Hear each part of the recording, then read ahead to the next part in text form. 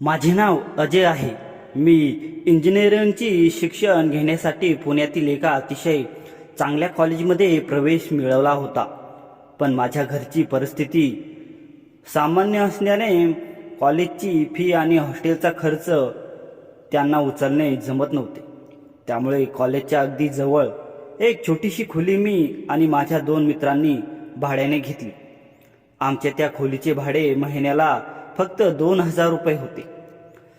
आमची घरमालकीन एका परराज्यातून आलेली सुमारे 35 वर्षाची डॉक्टर होती. तिचे क्लिनिक तिच्या घरातच होते. ती एकटीच राहत होती कारण तिच्या नवऱ्याचा मृत्यू झाला होता. तिला 2 मुली होत्या, पण त्या दोघीही शिक्षणासाठी बाहेरगावी राहत होत्या. आम्ही तिला प्रेमाने आंटी म्हणायचो. आंटीची अट होती की आम्ही खोली भाड्याने घेतली तर घरातील छोटी मोठी कामेही आम्हालाच करावे लागतील. म्हणजे किराणा, भाजीपाला आणायचा, इतर कामे करायची. या बदल्यात ती आमच्याकडून फार कमी पैसे घ्यायची. आम्ही दोघांपैकी एक दिवस त्याचा एक दिवस माझा असे आळीपाळीने काम करायचो. आमच्या कॉलेजची वेळ सकाळी 8 ते संध्याकाळी 5 अशी होती. एके दिवशी संध्याकाळी कॉलेजमधून घरी आल्यावर आंटीने मला हाक मारली. आंटी हिंदीत बोलायच्या कारण त्यांना मराठी फारशी जमत नव्हती. त्या म्हणाल्या, "अरे अजय, इधर आओ." माझा मित्र वरच्या रूममध्ये गेला आणि मी आंटीजवळ गेलो. मी विचारले, "बोला आंटी, काय काम आहे?" आंटी म्हणाल्या, "अजय, आमच्या गावात निवडणुका सुरू आहेत. मला मतदान करायचे आहे. मला खूप फोन आले आहेत. 2 दिवसासाठी तू माझ्यासोबत येशील का? मी ट्रेनचे रिझर्वेशन करून ठेवले आहे." मी विचार करू लागलो, कॉलेज बुडून मी कसे जाणार? पण आंटी एकटी कशी जाणार?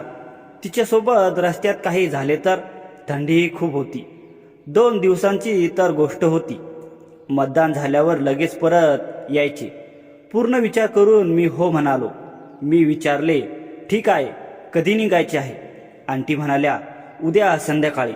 2 दिवसांनी मतदान करून त्याच दिवशी संध्याकाळी आपण परत निघू."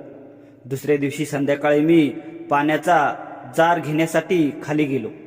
तेव्हाच एक तरुण मुलगा क्लिनिकमध्ये न जाता थेट आंटीच्या घरात शिरला. मी त्याच्या मागे गेलो आणि भिंतीच्या आडोशाला लपून त्याला पाहू लागलो.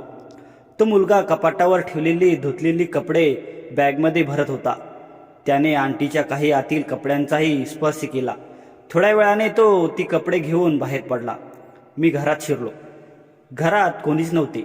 आंटी बाथरूममध्ये असाव्यात. अचानक माझे लक्ष त्या कपड्यांकडे गेले. असे कपडे मी आयुष्यात पूर्वी कधीही इतक्या जवळून पाहिले नव्हते. त्यांना स्पर्श करावासा वाटला. इतक्यात आंटी बाथरूममधून बाहेर आल्या आणि त्यांनी मला ते कपडे हातात धरलेले पाहिले. त्या म्हणाल्या, "अरे अजय, तू इथे काय करत आहेस?" मी घाबरून गेलो. मी म्हणालो, "आंटी, एक मुलगा आला होता. तो कपडे घेऊन गेला की मी तो कोण आहे हे पाहण्यासाठी आलो होतो." आंटी माझ्याजवळ आल्या आणि म्हणाल्या, "ही माझी वैयक्तिक कपडे आहेत. तू त्यांना हात लावू नकोस." त्यांनी नंतर सांगितले की तो मुलगा कपडे धुण्यासाठी येतो. पण माझ्या मनात एक अस्वस्थता निर्माण झाली. आंटीने पुन्हा आठवण करून दिली, "उद्या संध्याकाळी तयार राहा. आपल्याला बिहारला जायचे आहे." दुसऱ्या दिवशी संध्याकाळी मी लवकर तयार झालो. आंटींनी पंजाबी ड्रेस घातला होता. त्या खूपच सुंदर दिसत होत्या. ट्रेनमध्ये चढताना समजले की माझी जागा राखीव नव्हती, फक्त आंटीची होती. टीटीशी खूप विनवणी केल्यावर त्याने काही पैसे घेऊन मला तिथेच बसू दिले. रात्रीचे 8 वाजले. डब्यात थंडी खूप होती. मला झोप येत लागली. आंटी म्हणाल्या, "अजय, तू वरच्या बर्थवर जाऊन झोप." मी म्हणालो, "तुम्ही झोपा आंटी, मी इथेच बसतो."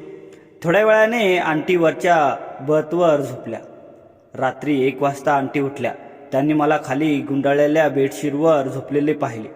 त्या खाली उतरल्या आणि म्हणाल्या, "अरे अजय, एवढ्या थंडीत तू खाली का झोपला आहेस? तुला सर्दी होईल.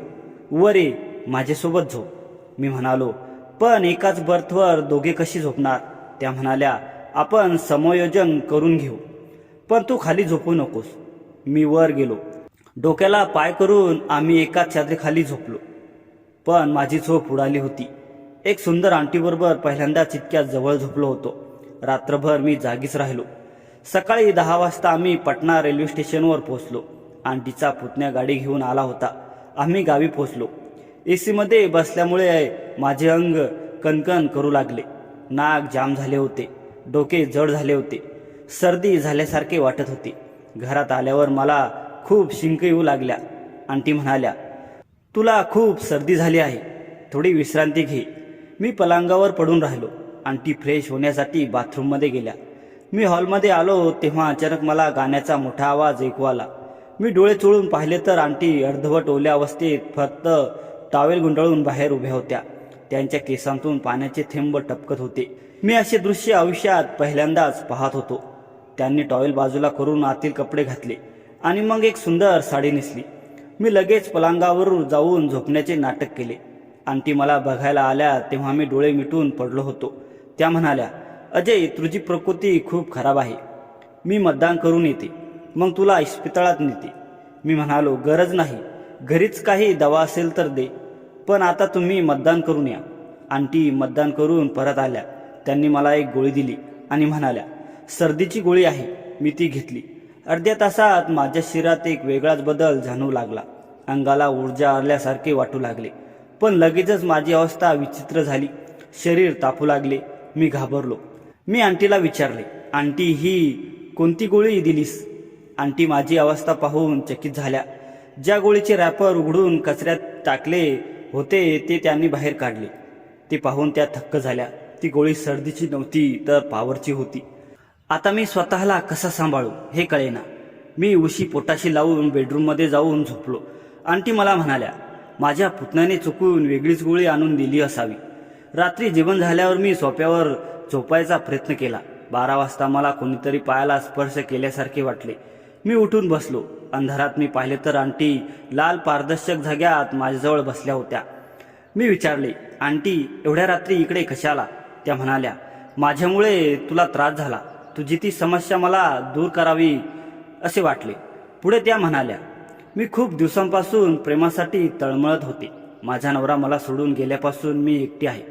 इतक्या तीच गोष्ट मला दिसते. आम्ही खूप वेळ बोललो. दुसऱ्या दिवशी सकाळी आम्ही परत पुण्याला निघालो. रात्री आम्ही घरी पोहोचलो. मी खोलीत गेलो तर माझ्या मित्राने दार आतून लावले होते. मी बाहेरच सोफ्यावर झोपलो. मध्यरात्री आंटीच्या खोलीतून विचित्र आवाज येऊ लागला. मी हळूच त्यांच्या दाराशी गेलो. आत पाहिले तर आंटी फक्त पलंगावर झोपून मोबाईलमध्ये काहीतरी पाहत होत्या आणि स्वतःच्या अंगाला स्पर्श करून स्वतःला शांत करायचा प्रयत्न करत होत्या. हे पाहून मी स्तब्ध झालो. माझ्या खोकला झाला आणि आंटी घाबरून उठल्या आणि आमच्या नजरा भिडल्या. आंटी म्हणाल्या, अजय, एवढ्या रात्री तू मला असे का बघत आहेस? मी म्हणालो, आंटी, खूप वेळ विचित्र आवाज येत होता म्हणून बघायला आलो. आंटीने दिवा लावला. मी पाहिले, वेगळ्या अवस्थेत होत्या. त्या म्हणाल्या, तू मला अनेकदा हेरत आहेस हे मला माहीत होते. बाथरूममध्ये जेव्हा तू गेलास तेव्हा तू माझ्या कपड्यांची जागाही बदलली होतीस, पण मला तुझी हरकत नाही. आंटीने माझा हात धरून आपल्याजवळ बसवले आणि माझा हात हातात घेतला. त्या म्हणाल्या, तू माझी प्रत्येक इच्छा पूर्ण करशील. मग दिवा गेला. तब्बल 1 तास आम्ही एकमेकांच्या ओठांचा रस घेत राहिलो. आंटी बेधुंद झाली होती. रात्रभर आम्ही एकमेकांशी संबंध ठेवले.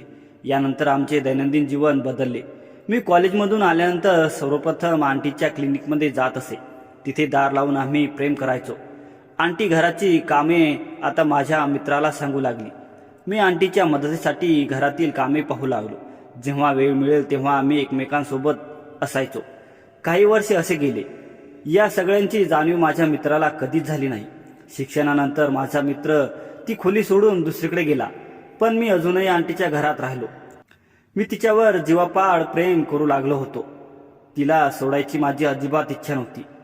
कथेचा अर्थ, ही कथा दाखवते की कधीकधी आपण ज्यांच्यासोबत राहतो त्यांच्याशी अनपेक्षित संबंध कसे बदलू शकतात. एक सामान्य सुरुवात झालेले नाते गुंतागुंतीचे रूप धारण करू शकते, पण प्रत्येक नात्याचे असे स्वरूप असते की ते दोघांनाही आनंद देते. तोपर्यंत ते चालू शकते. तर मित्रांनो, कथा कशी वाटली कमेंट करून नक्की सांगा आणि आपल्या चॅनलवर नवीन असाल तर चॅनलला सबस्क्राईब करायला विसरू नका. धन्यवाद.